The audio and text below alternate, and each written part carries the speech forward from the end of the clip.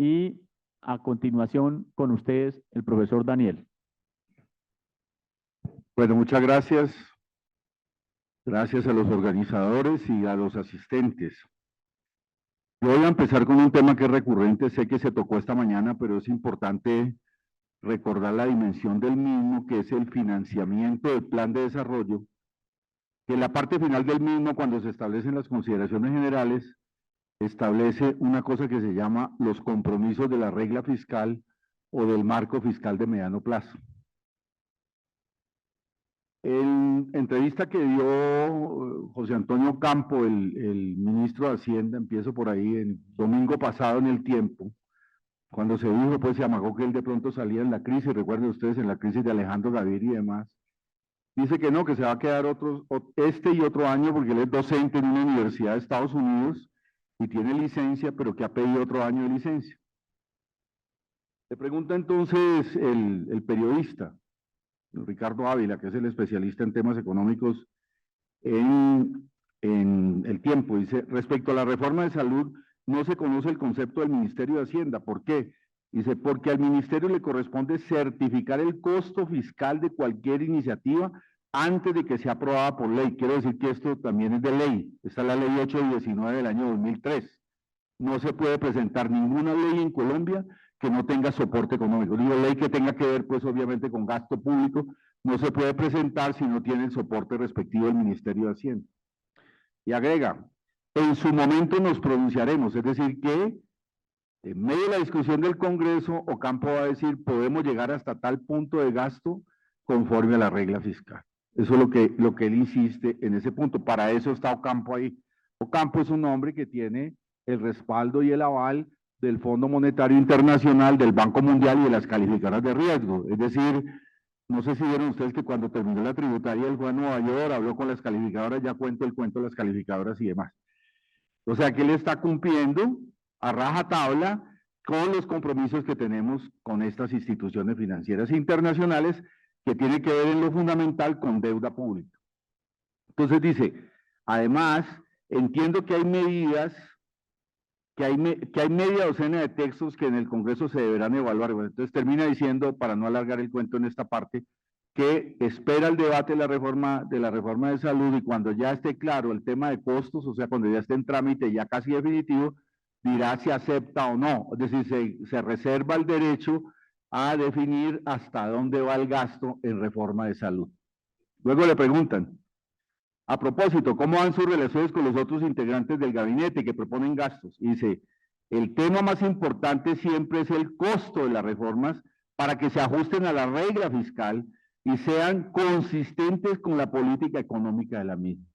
Quería leer eso para que ustedes entiendan que tras el biombo de cualquier discusión que haya en el país, reforma de cualquier tipo, ley de gasto de cualquier tipo, gasto en el SENA, gasto en las instituciones de educación superior, previamente tiene que tener una cosa que se llama regla fiscal. Me imagino que lo vieron esta mañana. Digo de paso simplemente que la regla fiscal es pagar deuda pública como compromiso internacional de estos gobiernos y en concreto en el caso de Colombia. Eso fue reglamentado por una ley del 2011 y se ajustó, porque como en la pandemia casi todos los países se endeudaron y nosotros también tuvimos que hacer un endeudamiento alto, bueno, en medio de lo que fue la distribución de los recursos en esa pandemia que fueron bastante complicados, que sirvieron más a las élites que realmente a la cantidad de gente que se estaba muriendo, las UCIs y demás, que además tuvimos que pagar las patentes, no sé si recuerdan ustedes eso.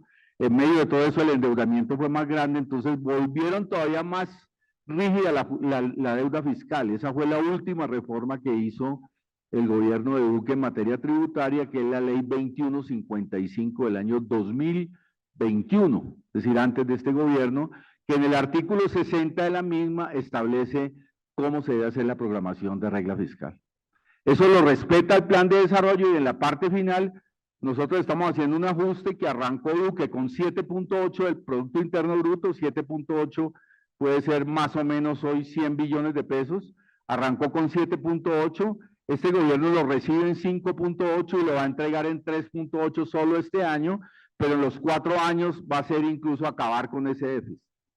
La pregunta es, Bueno, estamos hablando que cada punto de Producto Interno Bruto son son aproximadamente 15 billones de pesos.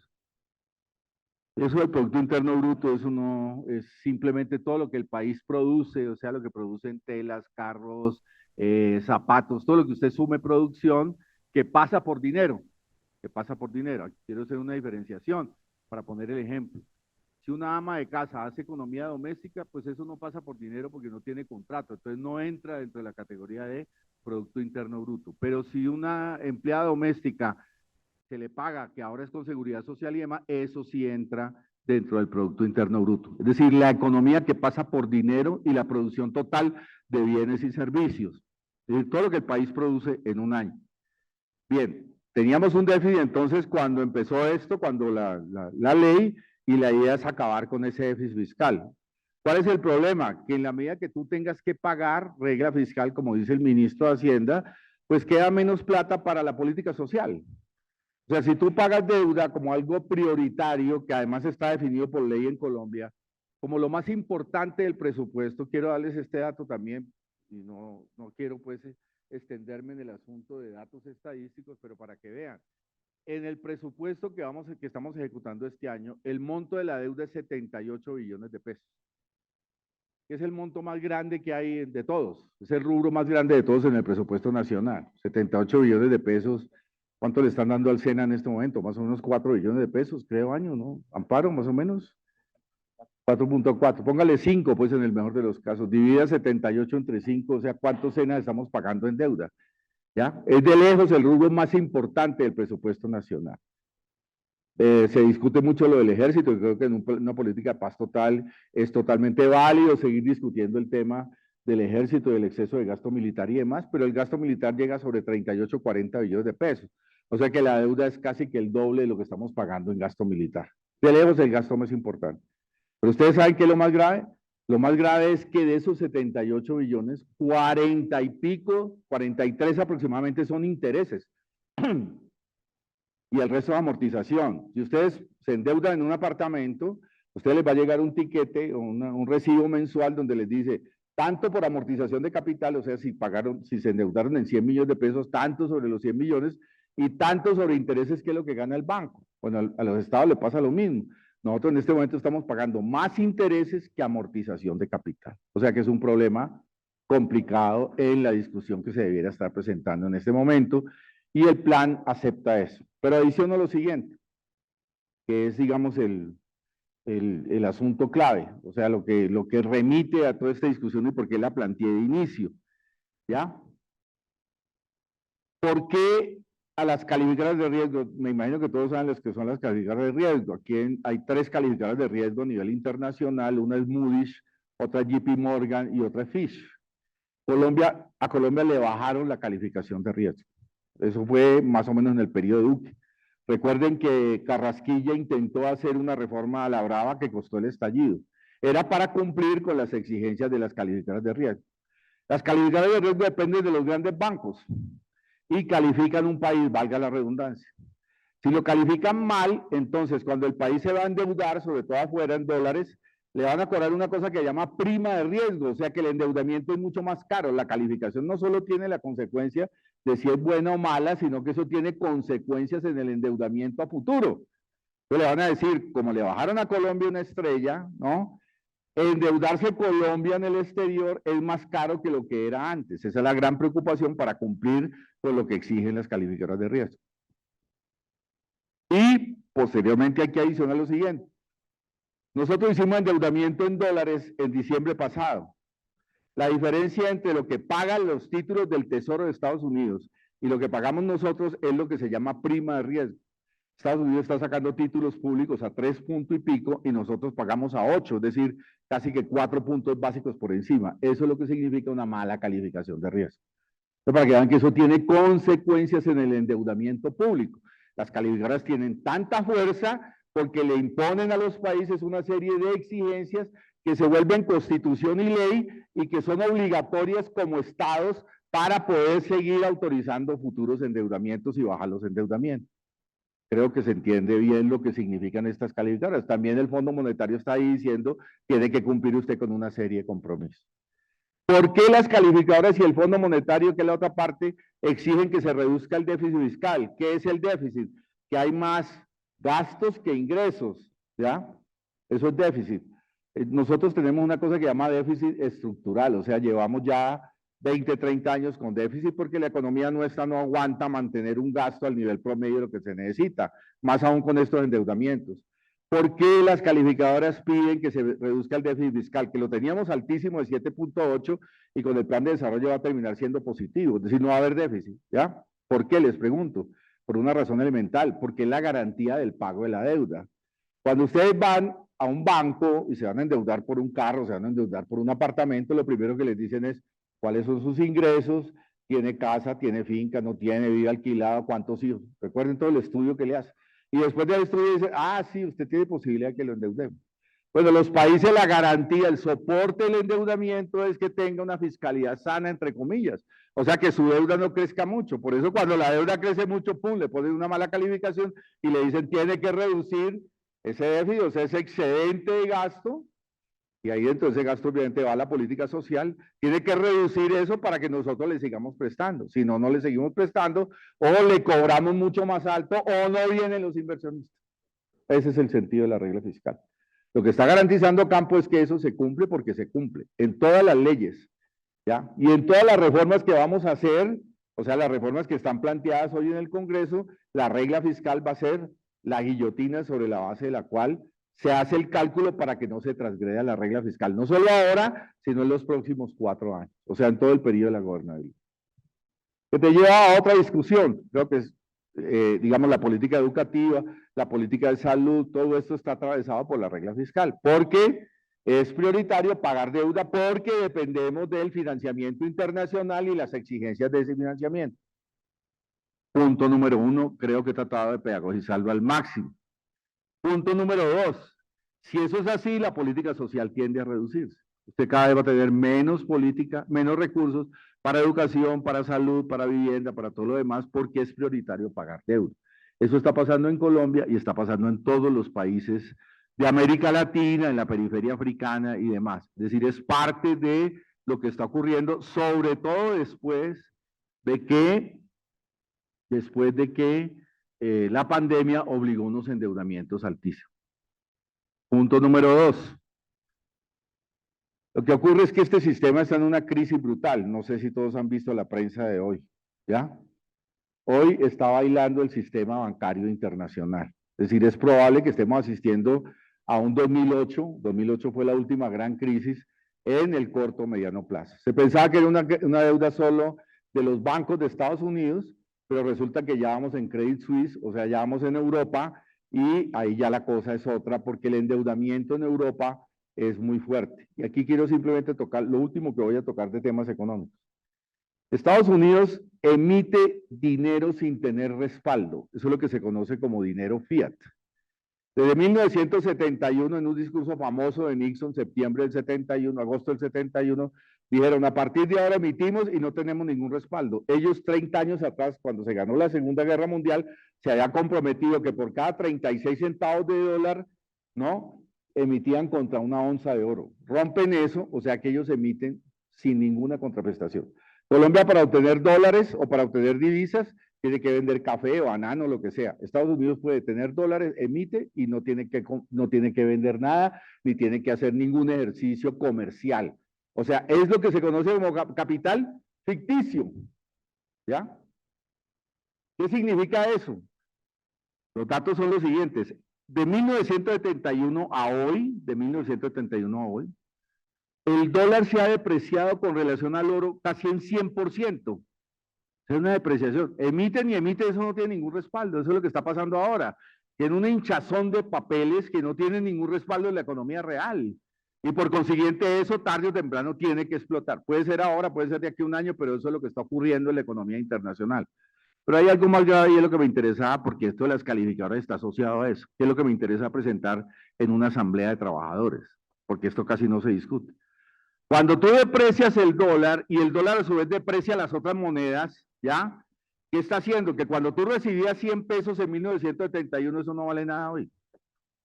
O sea, estás acabando con el ahorro, tanto de las familias, las empresas y los estados. Por eso es que el monto de la deuda, o sea, tú le quitas a la gente el ahorro por una política de depreciación y emisión masiva, ficticia, ¿ya? Y al mismo tiempo eso que está produciendo, pues un desangre de los ahorros y al mismo tiempo tú hinchas los sistemas financieros que son los que ganan.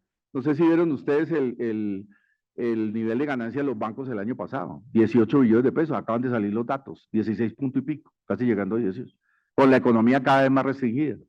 ¿Ya? Ahora están haciendo una demagogia enorme con que bajaron las tasas altas, o sea, las de usura, no han bajado las tasas promedio, las tasas siguen siendo sobre el 20 y pico, que así las bajaran 100% más seguía siendo un negocio, a nivel promedio incluso internacional. Son de las más altas de América Latina y del mundo. Bien, pero aparte de eso, ¿qué es lo que pasa? El sistema financiero está hinchado por toda esta política de emisión y emisión y emisión.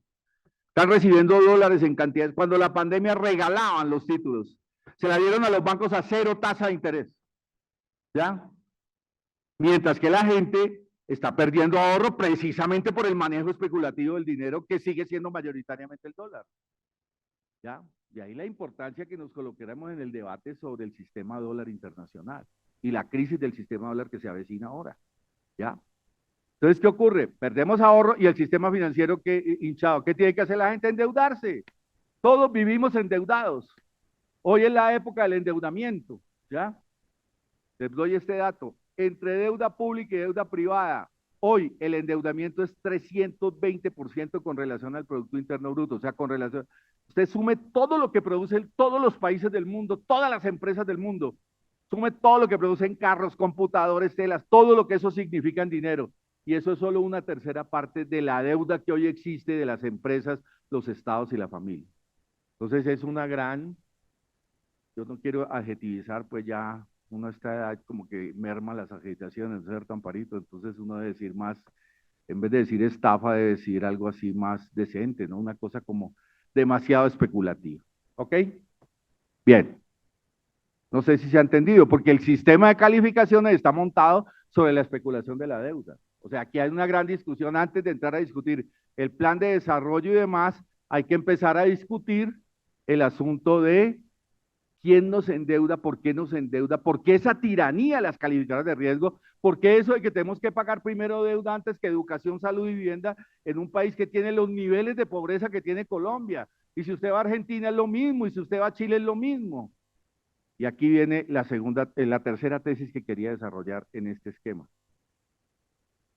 Nosotros podemos tener el gobierno en gracia de discusión, tengo diferencias con el gobierno y demás, pero en fin, aceptemos que es alternativo, pero no tenemos el poder. El poder son estas instituciones financieras internacionales. El poder es el 1% de los grandes capitales que hoy concentran aproximadamente el 70% de la riqueza en el mundo. En el año 2003, la UNTAC, que es un área dentro de Naciones Unidas, estableció que el 80% del comercio mundial se hace intracorporativos, o sea, entre empresas y filiales, no entre estados. Tienen el control del comercio, tienen el control de la inversión transnacional, tienen el control de la distribución, tienen el control de la riqueza en general. Ese es el poder real.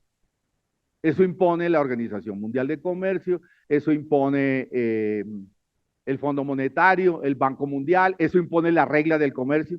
Hay muchos compañeros que dicen contra los tratados de libre comercio. Sí, efectivamente los tratados de libre comercio, pero esos son el punto de llegada de la dominación corporativa de ese 1%. No es el punto de partida, es el punto de llegada. Ellos imponen tratados de libre comercio que están en la OMC y que están definidos y tipificados en una organización que es la que le favorece a ese 1%. Les digo simplemente un criterio desde el punto de vista jurídico que lo hemos trabajado muchísimo. Hoy, el criterio de reconocimiento de derechos parte de la inversión.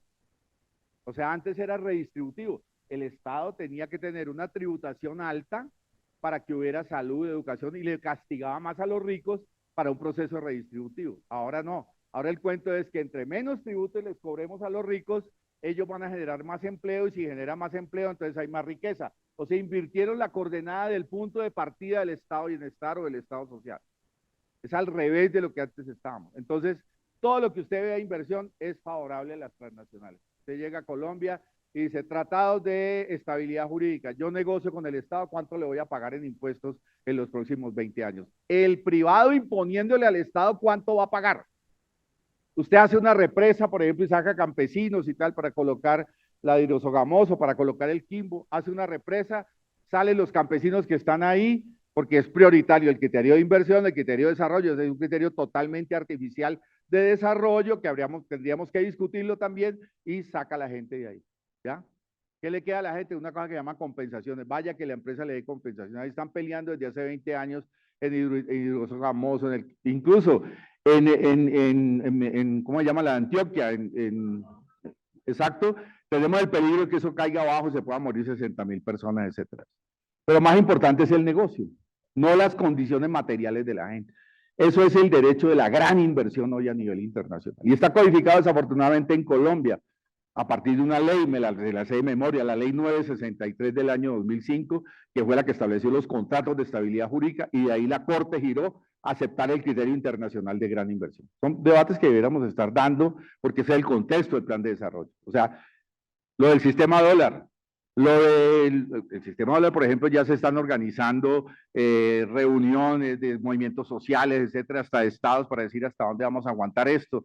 China ya intenta hacer una moneda paralela, bueno, Asia intenta hacer una moneda paralela, es el momento de salir de ese debate. ¿Verdad? Puede que no produzcamos resultados de corto plazo, pero por lo menos plantear ese debate. Dos, el concepto de inversión. ¿Cómo así que la inversión está por encima de lo social? Y les pongo el otro ejemplo, porque sigo contextualizando. Guajira es el departamento que más, si hay aquí compañeros de la Guajira, Guajira es el departamento que más inversión ha tenido extranjera en el último periodo, y es el departamento donde hay más pobreza, donde los guayús se mueren de física hambre en todos los hospitales del litoral del Caribe. Entonces, el cuento de que la inversión por sí es virtuosa y que entonces produce inmediatamente efectos de desarrollo y tal, eso es carreta, pero está incorporado en el derecho, está incorporado en las políticas, está incorporado en los criterios centrales que están establecidos en este plan, ¿ya? Entonces, debates que creo que son importantes porque, bueno, si nos estamos colocando un debate de gobierno y demás, es muy importante tenerlos y no caer simplemente en que si nos dan en el SENA tanto, que si nos dan el fondo del magisterio, pues esos debates son importantes, pero creo que hay que contextualizarlos de una versión amplia. Obviamente sin sectarismo, Amparito, una cosa, manera de recomendación y debates de lo que debe ser el movimiento sindical. Bien. Tema número 3. En este contexto, digamos, de lo que estamos discutiendo, o sea, ¿qué pasa con la educación en el plan de desarrollo?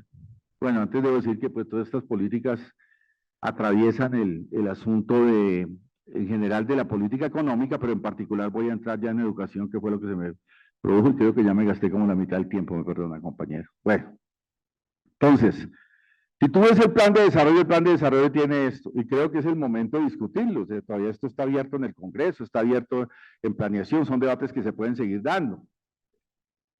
Yo no veo, les digo honestamente, en el plan de desarrollo una política rupturista con la educación neoliberal.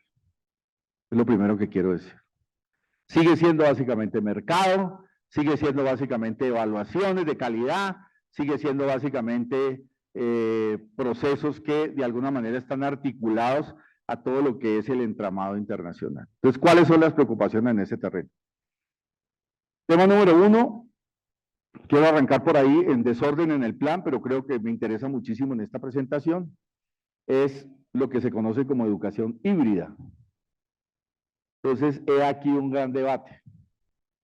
El capitalismo a nivel internacional nos está vendiendo otro de sus, digamos, otro de sus, ¿cómo se dice?, sus remedios mágicos. El capitalismo digital. Ese es el cuento, el capitalismo digital. ¿Ya? Capitalismo digital es que todos nos vamos a volver virtuosos, que en el futuro, pues, el manejo virtual va a ser el que marca la tendencia general. El capitalismo digital es el que supuestamente nos va a resolver todos los problemas.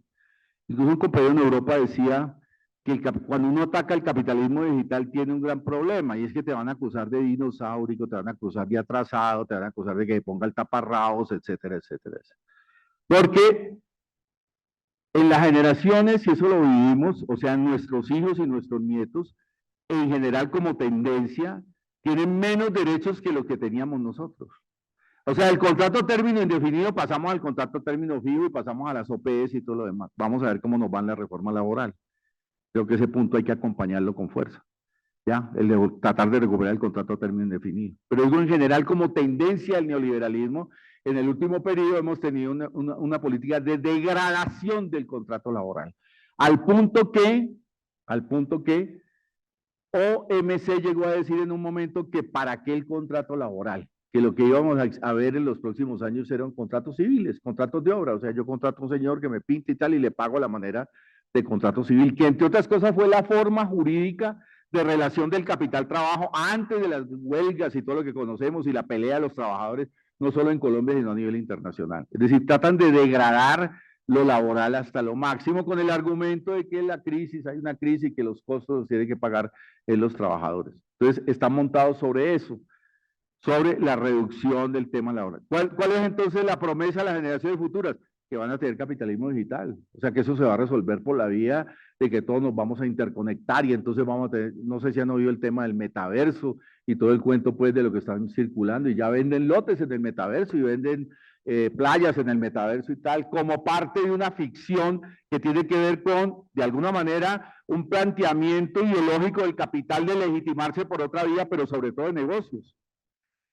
Hay una cosa que se llama el foro de Davos. Davos es en Suiza, allá van los multimillonarios cada año. Y el que dirige eso, el que lo fundó, es un tipo de apellidos, no, pues, el que creó ese foro. Él hizo una presentación en el último foro de Davos para que vean hasta dónde va el tema. Una presentación del foro de Davos dice, de aquí a 10 años, es un señor mayor, entonces dice, a lo mejor estoy o no estoy. De aquí a 10 años de la presentación que hagamos en este tipo de foros, vamos a tener el hombre del futuro, el hombre virtual. El hombre virtual va a tener un chip que le permite manejar mucho más información, mucho más periferia y sobre todo sensaciones. Si está con una sensación harta y tal, él puede mover eso. Y termina diciendo, el hombre de lo virtual, ¿ya?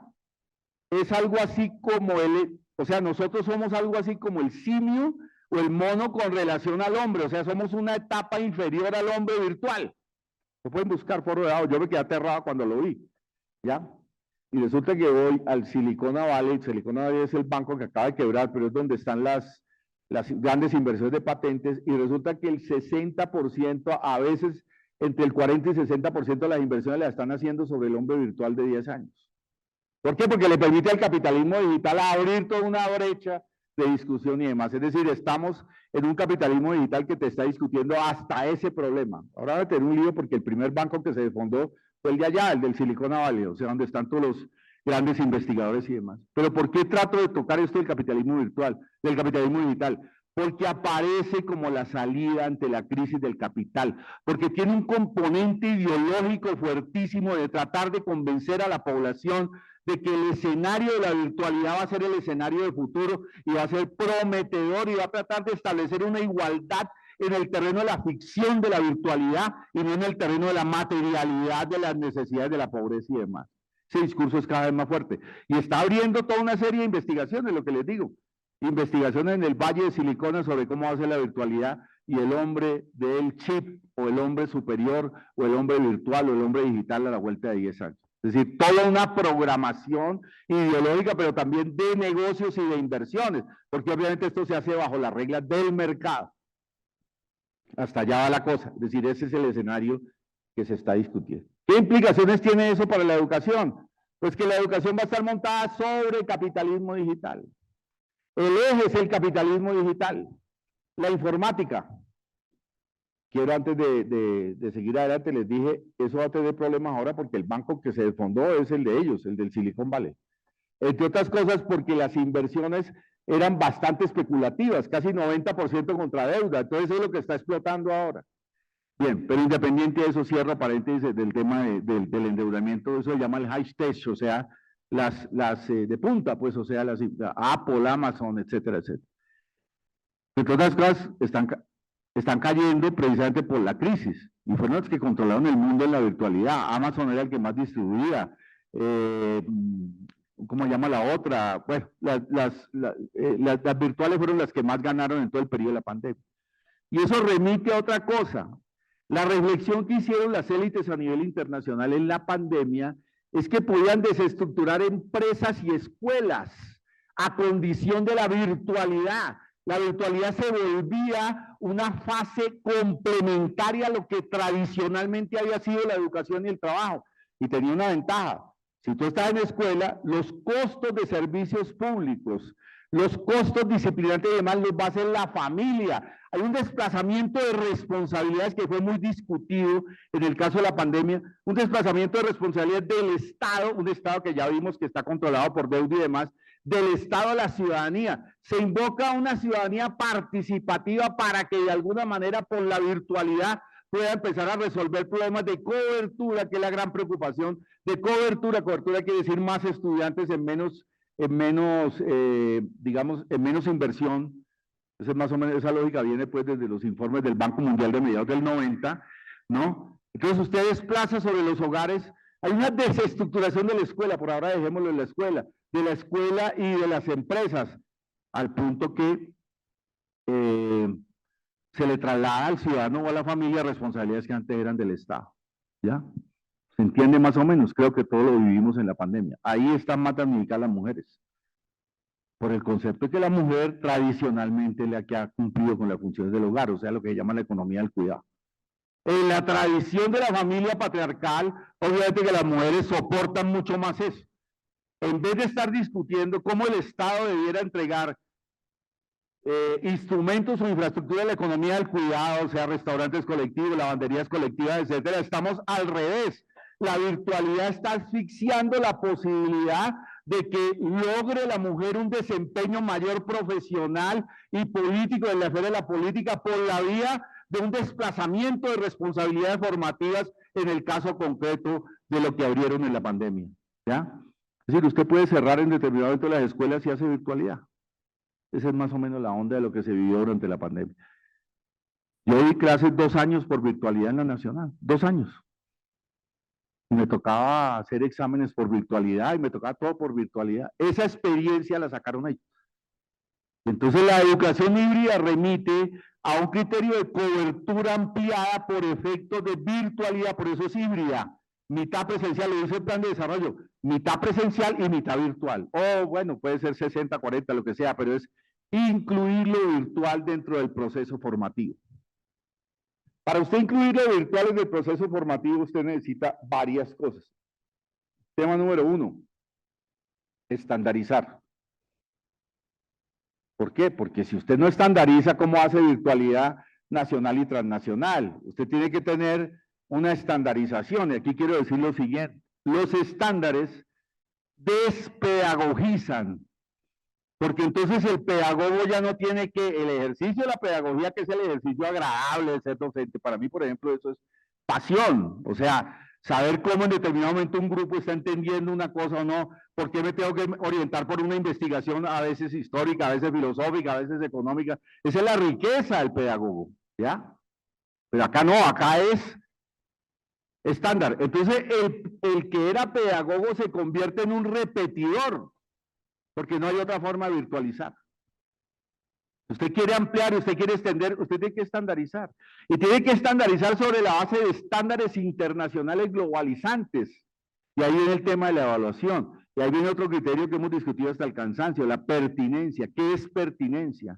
Entonces tú formas de acuerdo a la pertinencia, y la pertinencia depende también de la disparidad geográfica. Es decir, hay pertinencia de analistas simbólicos y de grandes investigadores en Estados Unidos y en los países del norte, pero eso no sirve en nuestros países porque no tenemos ese acceso, esa capacidad de infraestructura económica o de reacondicionamiento económico que nos obligue a encontrar profesionales de ese vuelo. El Banco Mundial lo dice más o menos en un informe de 1996. Ustedes acepten más o menos la desigualdad económica como desigualdad formativa. Y ustedes lo que tienen que tener es una política de estándares que más o menos sirva para el mundo del trabajo rápido, o sea, que pasen al mundo del trabajo, todo este tema de las certificaciones, de las competencias, etcétera, pasen al mundo del trabajo rápido. Recuerdo aquí cuando empezaba en el SENA, ahora que hablábamos de hace varias décadas, ¿no? Las mesas estas famosas donde los privados hacían los currículos.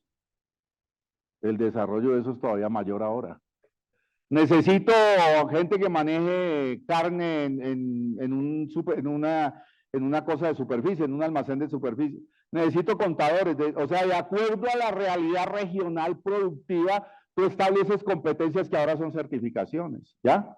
Entonces, ¿qué estás degradando? Estás degradando las humanidades, estás degradando la comprensión del arte, de la filosofía, es decir, estás degradando la comprensión holística de la sociedad. Incluso tienen una fórmula, eso se llama SG, Science, Ingeniería, o sea, una cosa donde se privilegia la matemática sobre las humanidades. Pero en el sentido nuestro, es pertinencia todavía más precaria que lo que puede ser en los países desarrollados. Es decir, están desarrollando unos esquemas que al principio los desarrolló el Banco Mundial y luego los desafortunadamente colonizaron a UNESCO con eso. Y UNESCO hoy acepta todo el tema de la pertinencia, todo el tema de los estándares, todo el tema de la internacionalización globalizada por estándares, pero también el tema de la disparidad geográfica en formación. A los que están más desarrollados tienen un tipo de estándares y de formación, y a los que estamos menos desarrollados tenemos otro tipo de estándares y otro tipo de formación. Eso se llama pertinencia y se llama la virtud de acompañar procesos del trabajo y el mundo del trabajo exclusivamente en las posibilidades que te da digamos, el sistema económico o el modelo económico. Es algo así, el mensaje es algo así como, ¿para qué diablos usted va a formar aquí físicos de punta? ¿O para qué diablos usted va a formar químicos de punta o gente que sepa astronomía si Colombia no tiene eso? ¿Cuándo vamos a tener un satélite? ¿Cuándo vamos a tener un laboratorio de tortas de física nuclear? Etcétera, etcétera, etcétera. Es decir, es acondicionarse de alguna manera. Lo grave de los estándares no solo es que despedagogizan, lo grave de los estándares es que también se acomodan a desigualdades económicas. Eso rompe incluso un discurso que venía antes. Antes nos decían, si ustedes hacen, que fue lo del plan ADCO de 1971, por allá y demás que era, si ustedes hacen como Estados Unidos, o sea, formatos más o menos parecidos y tal, algún día serán como ellos, algún día llegarán al desarrollo como ellos. El esquema del 96 rompe eso y dice a geografías desiguales y a economías desiguales, formaciones desiguales, pertinencias desiguales, estándares con relación a esas pertinencias y por consiguiente el proceso formativo que a su vez es híbrido, que a su vez se vuelve más virtual, tiene que actuar sobre la base de esos criterios. Quiero decirle lo siguiente, eso es el SENA, pero eso va a ser también la universidad pública. El formato es para todos. El formato es desde el bachillerato hasta la educación superior. Entonces, estamos en un gran problema. Digo, este es el diseño transnacional.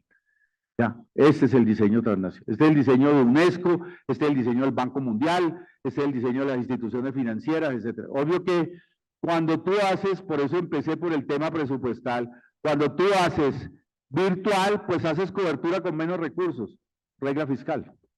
Tú puedes cumplir con la regla fiscal por la vía de la virtualidad. O sea, le pega dos cosas.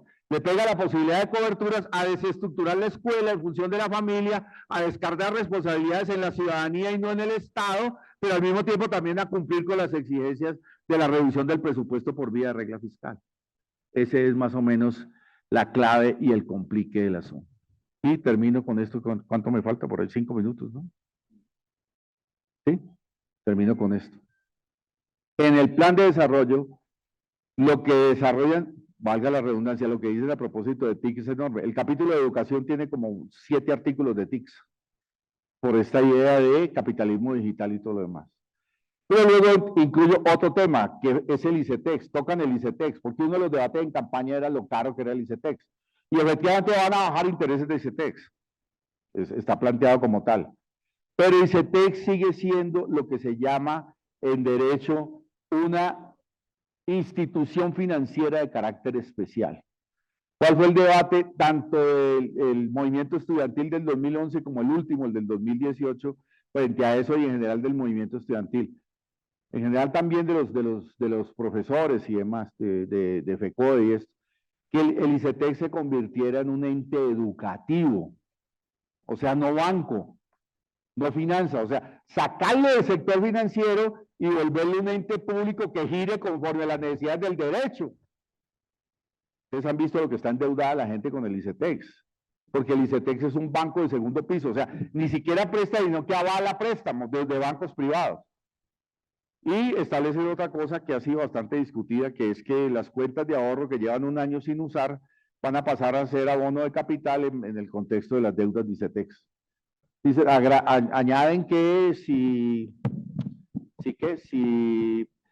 alguien reclama esas cuentas, pues se las van a devolver y tal, pero esa es o sea, tratar de sacar recursos para abonar capital ICETEX, pero sigue siendo un ente financiero. Entonces, lo complicado es que sigue siendo un ente financiero y otra cosa que es preocupante, y lo último que digo son las evaluaciones, porque ¿quién hace las evaluaciones? En el contexto internacional, la evaluación depende del poder. ¿Quién tiene el poder? Los que les interesa que haya determinado tipo de trabajo, determinado tipo de formación, que estructura la pedagogía, las humanidades y demás. Eso es más o menos el concepto general de estandarización. Está en el plan de desarrollo una cosa que me queda aterrado. Evalúan hasta los jardines infantiles.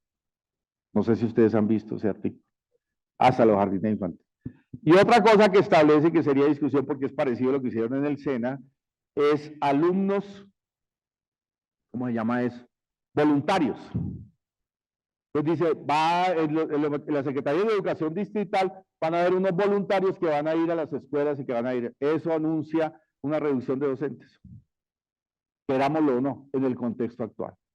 Entonces, todos estos temas a nivel general, creo que se pueden discutir, que tenemos que plantearlos con fuerza, que es el momento de plantearlos con fuerza, pero creo que el escenario de dificultades, digamos, sobre alternatividad, por lo menos en lo que está planteado ahora, es bastante difícil y ameritaría movilizaciones y opinión mucho más fuerte. Bueno, muchas gracias nuevamente.